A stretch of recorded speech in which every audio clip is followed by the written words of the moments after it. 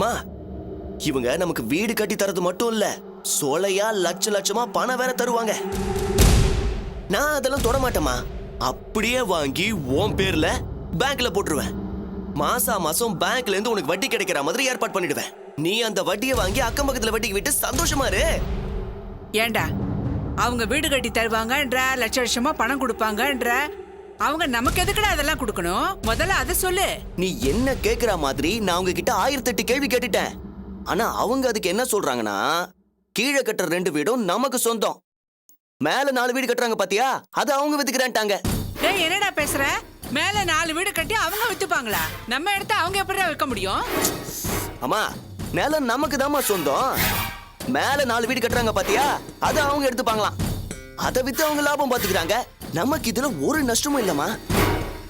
அப்படியா சொல்ற? இடம் நம்ம பேர்ல தானே இருக்கும், அதுக்கு ஒன்னும் பிரச்சனை வந்துடாதே. மா, ஒரு பிரச்சனையும் இல்லம்மா. இந்த பாரு, இப்ப இந்த நிலம் நம்ம 2 பேர் பேர்லயே இருக்கு. இத நீ அப்படியே என் பேர்ல மாத்தி கொடு. அப்புறம் வீடு ஒரு பாத்தியா, அதை நான் உன் பேர்ல மாத்தி கொடுத்துறேன். இதுக்கு என்ன சொல்ற நீ?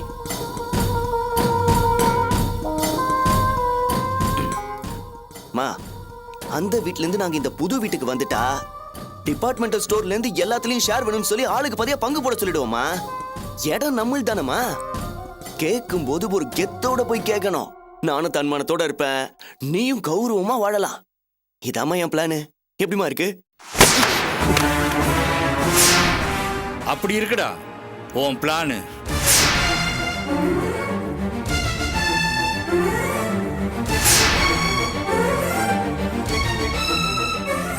என்னடி இவனை உட்கார வச்சு கொஞ்சம் கொலாவிக்கிட்டு இருக்க? பழசெல்லாம் மறந்துட்டியா? பெத்த பாசம் பொங்கி வழியுதோ? இல்லையா, அனாதை ஆயிட்டேன் சாகரேன்னு சொன்னா, அதான் ஐயா எனக்கு பாவமா போச்சியா. ஆஹா, இதுக்குதான் அன்னைக்கு கற்பூரத்தை அணைச்சு சத்தியம் பண்ணி கொடுத்தியா நான் மாறிட்டேன்னு? நீ மாறின லட்சணம் இதானா? என்னய்யா அதுக்கு இதுக்கு என்னய்யா சம்பந்தம்? நான் இவனை உள்ள வராதே எந்திரிச்சு போடான்னு சொன்னேன். இவன் கழுத்தை பிடிச்சு கூட வெளியில தள்ள. நான் சாகரேன்னு அழுவுறான். எனக்கு மனசு பக்குன்னு ஆயிடுச்சியா. என்ன என்னையா பண்ண சொல்ற? அத்தனையும் வேஷம், நடிப்பு. ஏற்கனவே இருந்ததெல்லாம் புடிங்கிட்டான். இப்ப இருக்கிற இந்த ஒரு வீட்டையும் புடிங்கிட்டு நம்ம 2 பேரையும் நடுத்தருவுல நிறுத்தணுங்கிறதாண்டி உன் மாமனாரோட திட்டம். வாய்க்கு வந்ததெல்லாம் உளறிட்டு இருக்காத. என்ன பேசணும் தெரியுதா உனக்கு? ஏய், எல்லாம் எனக்கு தெரியும்டா. உன் திட்டம், பிளான், ஸ்கெட்ச் எல்லாம் வாசல்ல நின்று கேட்டுக்கிட்டு தான் இருந்தேன். ஏற்கனவே இதே மாதிரி தானே தொழில் தொடங்குறதுக்கு பணம் வேணும், அதுக்காக இந்த வீட்டை அடமானம் வச்சு வாங்க போறேன்னு சொல்லி என் புள்ள செல்வத்தை ஏமாத்தி இந்த வீடு செட்டு எல்லாத்தையும் ஏமாத்தி எழுதி வாங்கின வந்தானடா நீ. இப்போ அதே மாதிரி இங்க ஒரு பெரிய பிளாட் கட்ட போறாங்க, அதுல நீ வசதியா வாழலாம்னு சொல்லி இவளுக்கு ஆசை காட்டி இந்த வீட்டை ஏமாத்தி எழுதி வாங்க போறியா?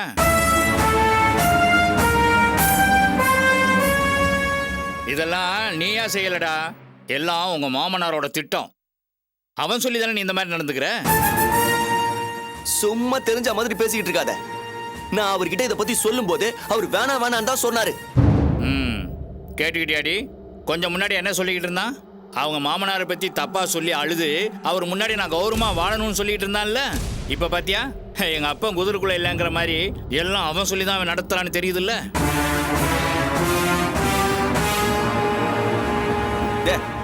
நீ பாட்டுக்கு தேவையில்லாம ஏதோ உளறிக்கிட்டு இருக்க. நான் அந்த ஆளை விட்டு வெளியே வரணுங்கிறதுக்காக தான் இவ்வளவு பெரிய பிளானிங் போட்டு ஏற்பாடே பண்ணிட்டு இருக்க. அதுக்காக நீ ஒன்னும் சிரமப்பட வேணாம்ப்பா. நீ இவளை ஏமாத்தி இதெல்லாம் எழுதி வாங்கி கொண்டு போய் அவன்கிட்ட கொடுத்துரு.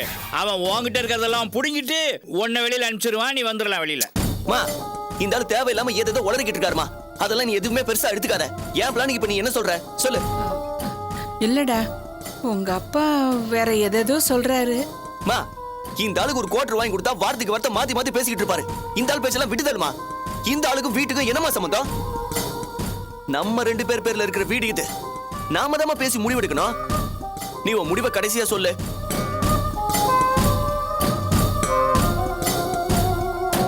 பாக்கியம் வேணாண்டி, அவன் உன்னை ஏமாத்தி நடுத்துல நிக்க வச்சிருவான். ஆசைப்பட்டு ஏமாந்துறாத. ஏய், மரியாதையா வெளியே போயிடு. இல்ல இனிமே நான் பேச மாட்டேன்டா, இந்த செருப்பு தான் பேசும். என்னைய ஓவரா பேசிட்டே இருக்க. போய் விட்டுட்டு வெளியே. டேய் வாசு, நீ சும்மா இருமா. என் வீட்டுக்குள்ள வந்து என்னைய வெளியே போக சொல்லிட்டு இருக்க. இது உன் வீடா? ஆமாயா, இது என் பேர்ல இருக்கிற என் வீடு. இதுக்கு உனக்கு என்ன சம்மதம்? போ வெளியே.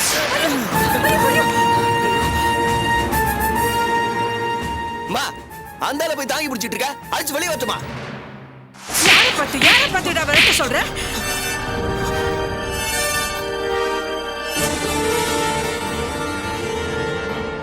யாரடா வெளியே போய் சொல்ற?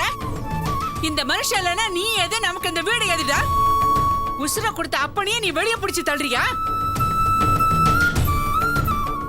இந்த மனுஷன் கேட்ட கேள்விக்கு உன்னால பதில் சொல்ல முடியல. உன் வேஷம் வெளியே தெரிஞ்சு போச்சேன்னு கோவப்படுறியா? இவர் பேர்ல சொத்து இல்லைன்னு அப்பான்னு கூட பார்க்காம இவரை வெளியே பிடிச்சு தள்ளுறியே. நாளைக்கே என் பேர்ல இருக்கிற இந்த வீட்டை எழுதி வாங்கிட்டு என்னையும் இதே மாதிரி கழுத்தை பிடிச்சு வெளியே தள்ள மாட்டேன். என்னடா நிச்சயம்? இல்லம்மா, நான் வந்து அவர் ஏதோ கோபத்துல பேசினாரு, நானும் பதிலுக்கு. எல்லாம் எனக்கு தெரிஞ்சு போச்சுடா. பெத்த அப்பான்னு கூட பார்க்காம அந்த மனுஷன மரியாதை இல்லாம பேசுற, கழுத்தை பிடிச்சு வெளியே தள்ளுற. இனிமே ஒரு நிமிஷம் கூட இந்த இடத்துல நிக்க கூடாது. போடா வெளியே. இப்போ அது புரிஞ்சுக்கிட்டே பாக்கியம், எனக்கு சந்தோஷமா இருக்கு. இன்னும் ஏன்டா நின்றுட்டு இருக்க? அதான் போன்னு சொல்லிட்டால, ஒழுங்கா வெளியே போ, இல்ல நானே உன்னை கழுத்தை பிடிச்சி வெளியே தள்ளிடுவேன். ஓஹோ, இப்ப எல்லாரும் ஒண்ணு செஞ்சுட்டீங்கல்ல? பாக்குற விதத்துல உங்க எல்லாரையும் பாத்துக்கிறேன். போடா போடா போடா டேய். இவன் வெறும் அம்புடி.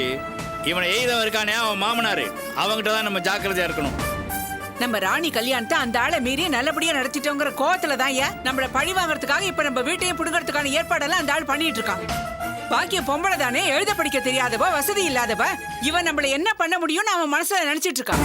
நாளைக்கு வச்சுக்கிறேன் அந்த ஆளுக்கு கச்சேரியை. ஓ இல்லடா தங்கம், என்னாச்சு உனக்கு? ஏன் அழற? இங்க பாரு, ஏன்டா அழற? அழக்கூடாதுடா என் தங்கம் இல்ல. சரிடா. என்னாச்சு? மறுபடியும் ஏன் அழுதுட்டே இருக்கான்? பசி போல இருக்குங்க, கால்ல இருந்தே அழுதுட்டு இருக்கான். பசின்னு தான் தெரியுதுல்ல, அப்புறம் பால் கொடுக்க வேண்டியதானே? இவன் தான் என்கிட்ட பால் குடிக்க மாட்டேங்கிறானே. புட்டி பாலும் கொடுக்க வேணாம்னு சொல்லிட்டீங்க. சரி, பிரியா எங்க? அவகிட்டயாவது குழந்தை கொடுக்க வேண்டியதானே? அவ கடைக்கு போயிருப்பான்னு நினைக்கிறேன். கடைக்கா? காலங்காத்தால எதுக்கு கடைக்கு போனா? காலையில எழுந்தது அவதான கடைக்கு போவா, அதான் போயிருக்கா. ஆளையே காணுமே, குழந்தை வர அழுத்தே இருக்கு. சரி, நான் போய் பிரியா பார்த்து கூட்டிட்டு வரேன். சரிடாமா, சரிடா தங்கம். இங்க பாரு, அழக்கூடாது. இங்க பாரு டேய், தங்கம். அழாத. நான் போய் பிரியா எங்கன்னு பார்த்து கூட்டிட்டு வரேன்.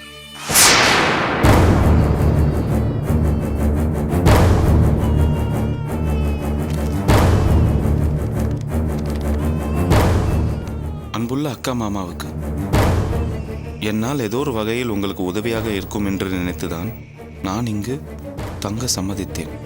ஆனால் நான் உங்களுக்கு உதவியாக இல்லை, உபத்திரமாக இருக்கிறதை புரிந்து கொண்டேன். நான் ஒரு பெரிய துரதிருஷ்டசாலி. நான் எங்கிருந்தாலும் அங்கெல்லாம் நிம்மதியும் சந்தோஷமும் பறிப்போய் விடுகிறது.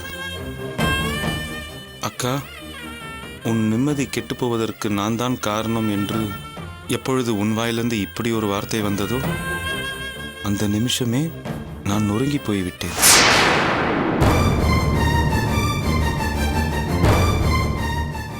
ராத்திரி கூட உனக்கும் மாமாவுக்கும் சண்டையாவதற்கு நான் தான் காரணம். இனிமேலும் நான் இங்கிருந்து உங்கள் நிம்மதியும் சந்தோஷத்தையும் கெடுக்க மனசில்லை. எனவே மனசை கல்லாக்கிக்கிட்டு நான் யாருக்கும் தொந்தரவில்லாத ஒரு இடத்துக்கு போகிறேன். தயவு செய்து என்னை மன்னிச்சிடுங்க, மறந்துடுங்க. ஆசை குழந்தைக்கு என் அன்பு முத்தங்கள். இப்படிக்கு பிரியா.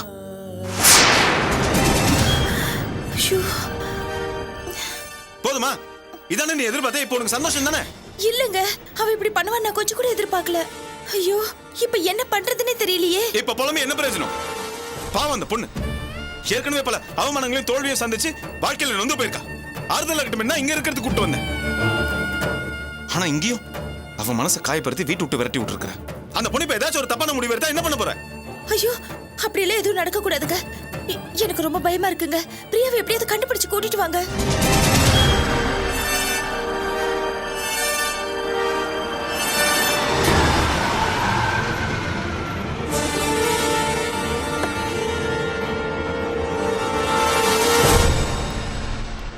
பிரியாவுக்கு மட்டும் விபரீதமா ஏதாச்சும் ஒண்ணு நடந்துச்சு, அந்த பாவம் உன்னை சும்மா விடாது, தெரிஞ்சுக்கோ.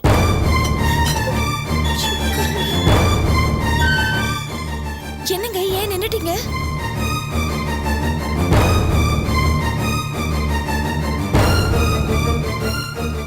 செல்வம், அர்ச்சனா நல்லா இருக்கீங்களா?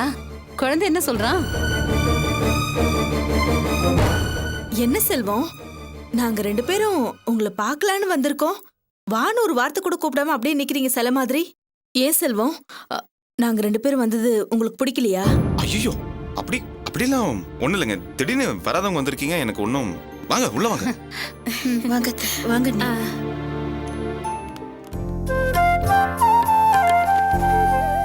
வாங்க உட்காருங்க. உட்காரு.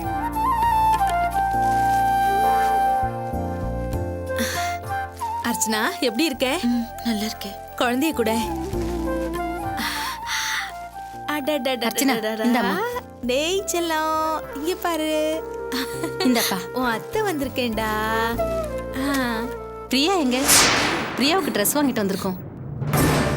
இல்ல, அது வந்து பிரியா வெளியே போயிருக்கா.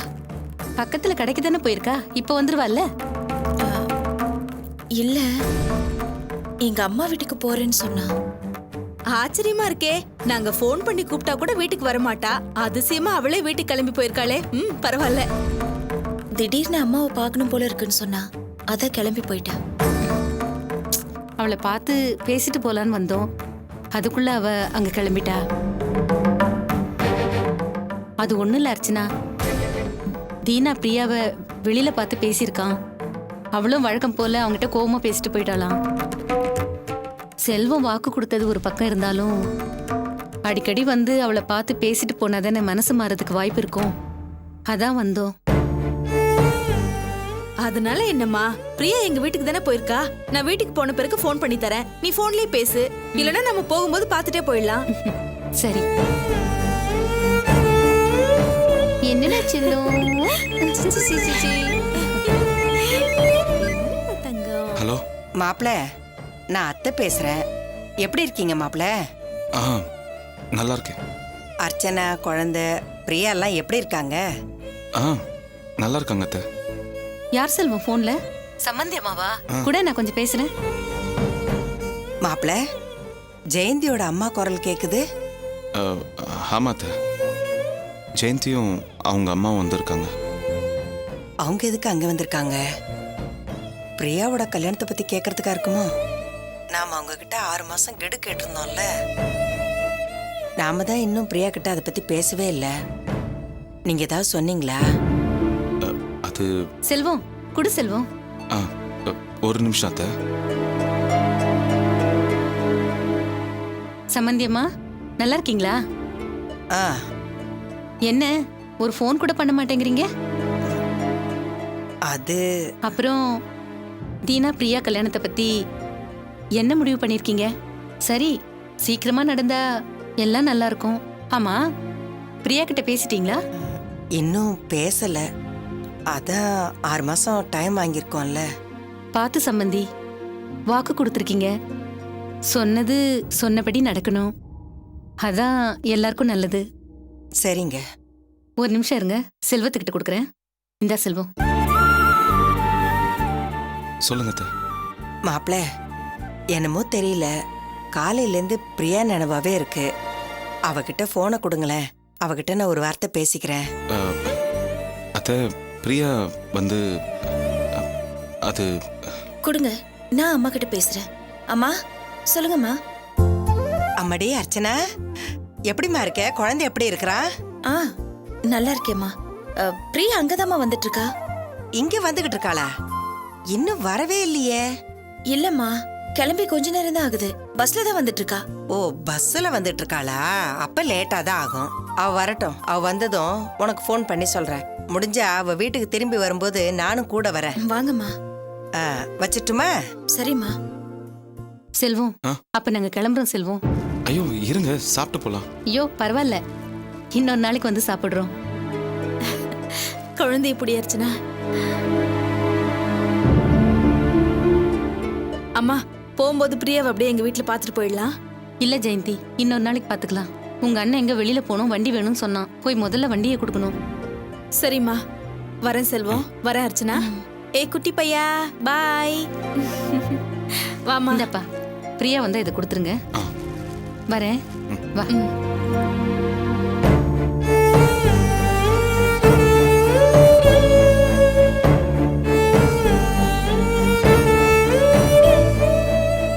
பார்த்தல, வந்தவங்கிட்டே நடந்தது சொல்ல முடியாம உங்க அம்மா கிட்டே உண்மையை சொல்ல முடியாம தேவையா அதெல்லாம்? உன்னால மட்டும் எப்படி இப்படி சாதாரணமா போய் சொல்ல முடியுது? என்னங்க நீங்க அவங்க கிட்ட போய் எப்படி உண்மையை சொல்றது? அதான் இதெல்லாம் எங்க போய் முடிய போகுதுன்னு தெரியல. வந்து பேசிக்க.